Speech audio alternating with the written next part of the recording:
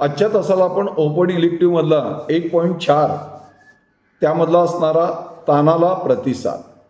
आता ताणाला प्रतिसाद देणारे प्रमुख 3 घटक आहेत. त्यातला पहिला जो घटक आहे तो म्हणजे इमोशनली स्वरूपाचा असणारा, ज्याला आपण म्हणतो इमोशनली स्वरूपाचा रिस्पॉन्स. दुसरं आहे सायकोलॉजिकल स्वरूपाचा रिस्पॉन्स किंवा ज्याला आपण फिजिओलॉजिकल स्वरूपाचा रिस्पॉन्स. आणि तिसरा जो आहे तो बिहेवियर स्वरूपाचा रिस्पॉन्स.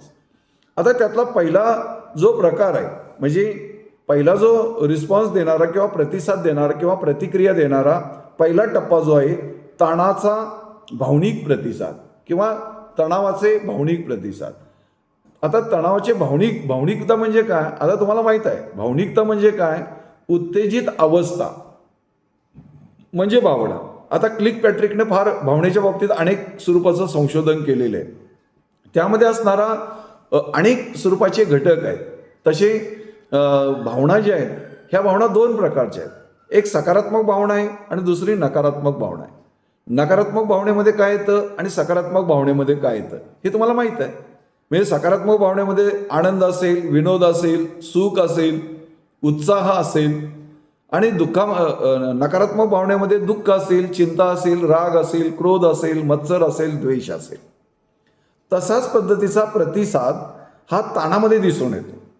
म्हणून सायकोलॉजिस्टनी काय केलेलं आहे, मानसतज्ञांनी काय केलेलं आहे की ताणाला प्रतिसाद देणाऱ्या व्यक्तीमध्ये मोठ्या प्रमाणात बदल होतात आणि सामान्यतः शारीरिक प्रतिक्रिया असतील किंवा भावनिक प्रतिक्रिया असतील किंवा त्याचबरोबर वर्तनात्मक स्वरूपाच्या प्रतिक्रिया असतील. तसाच प्रकार हा भावनेचा आहे. म्हणून ताणाचे भावनिक प्रतिसाद जे दिलेले आहे त्यातली पहिला जो आहे तो चिंता, इंग्रजीमध्ये अँझायटी म्हटली जाते.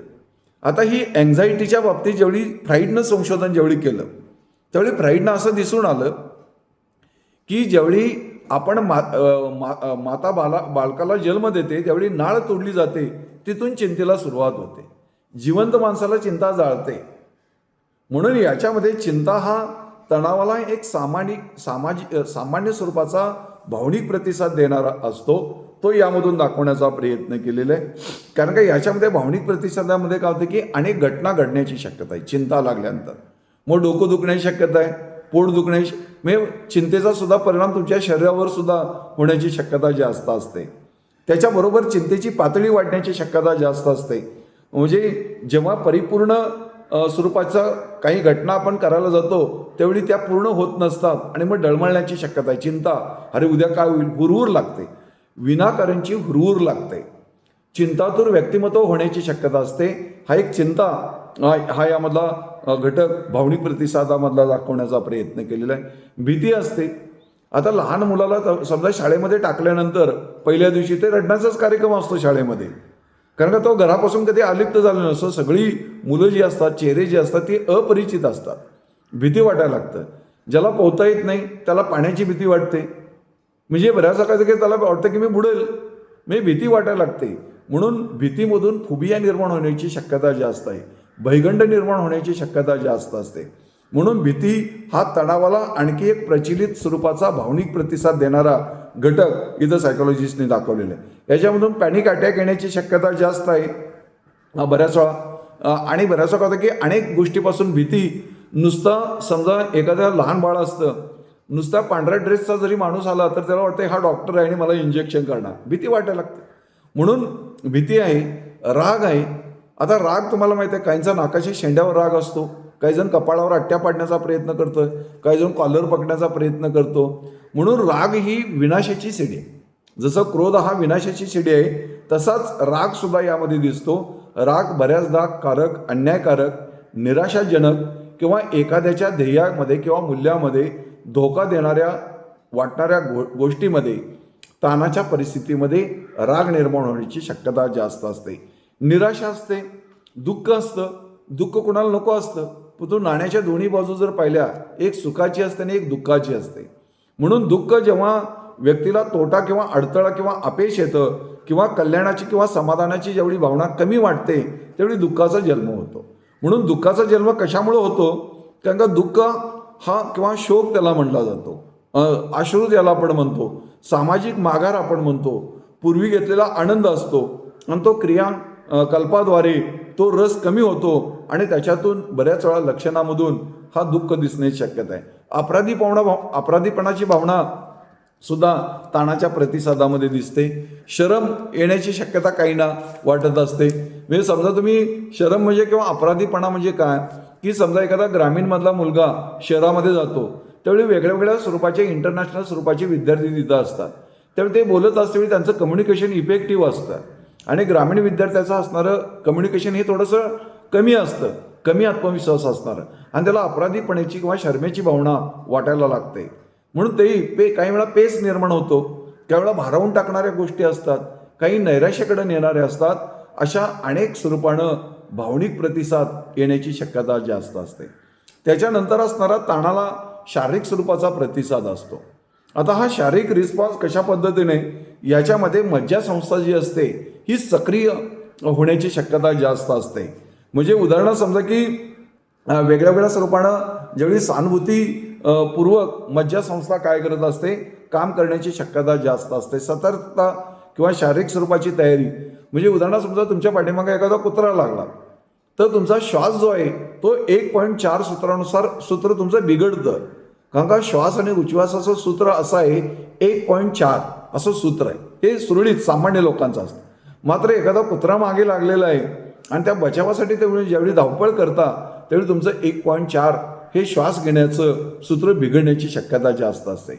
श्वास आणि उच्छ्वासाचा प्रक्रिया तो म्हणजे श्वासाश्वासामधला बदल हा यामध्ये होतो. गती बदलण्याची शक्यता असते. ऑक्सिजनचं सेवन, कार्बन डायऑक्साईडचं निर्मूलन अनुकूल करण्यासाठी किंवा जलद उथळ अशा श्वासोच्छ्वासाचा अनुभव आपण घेण्याची शक्यता आहे. कारण का वाढीव ऊर्जा, खर्च आणि चयापचयाच्या असणाऱ्या क्रिया यामध्ये समर्थन होण्याची शक्यता जास्त असते. स्नायूवरचा ताण पडण्याची शक्यता आहे. जठर किंवा आतड्याचा व्यत्यय येण्याची शक्यता आहे. कंठस्थ ग्रंथीवर परिणाम होण्याची शक्यता आहे. त्याच्याबरोबर असणारं क्रियात्मक स्वरूपाच्या कार्याचं दडपण म्हणजे तुम्ही आता कोरोनाचा कालावधी पाहिलेला आहे सगळ्यांनी. त्याच्या अगोदर प्लेगची साथ आली त्याचा कालावधी तुम्ही काही पिढीने किंवा वाचून तुम्ही आत्ताच्या पिढीने पाहिलेलं असेल. तर याच्यामध्ये रोगप्रतिक्रियात्मक स्वरूपाचं कार्याचं सुद्धा दडपण यामध्ये असतं. झोपेमधला बदल म्हणजे झोपेला साधारणतः 5 तास 6 तास 7 तासापर्यंत झोप ठीक आहे. काही जण 8-8 10-10 तास घेण्याची पहिली अवस्था, दुसरी अवस्था, तिसरी अवस्था, चौथ्या अवस्थेमध्ये झोपेची प्रक्रिया असते.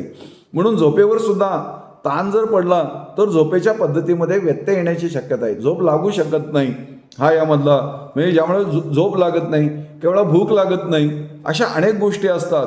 बदललेली चेतापारिषद प्रक्रिया ही यामध्ये दिसण्याची शक्यता आहे. हृदयगती प्रत्येकाच्या हृदयाचे ठोके जे असतात हे बदलण्याची शक्यता आहे. नाडीचे जे ठोके असतात ते बदलण्याची शक्यता आहे, कमी जास्त होण्याची शक्यता आहे.